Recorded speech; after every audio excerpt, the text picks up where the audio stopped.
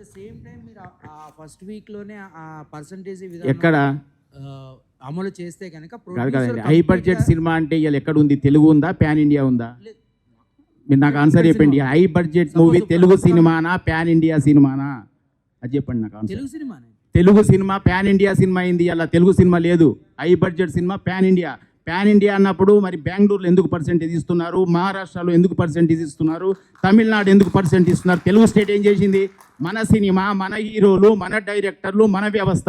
మనకేది మన థియేటర్లు ఎక్కడన్నా ఈరోజు? మీరు మాట్లాడండి సార్, మీడియా మీరు మాట్లాడండి, మీరు నిలదీయండి క్వశ్చన్లకు ఆన్సర్లని. మేము కాదు మాట్లాడాల్సింది. మేము మాట్లాడితే శిరీష్ రెడ్డి బ్యాడ్, శిరీష్ రెడ్డి ఇలా మాట్లాడతాడు. ఇది కాదు, వ్యవస్థని మొత్తం టోటల్ ఇండియాలో అన్ని స్టేట్లు తిరిగి ఎక్కడ ఏ వ్యవస్థ ఎలా నడుస్తుంది. మనం ఒక్కళ్ళం కాదు కదా.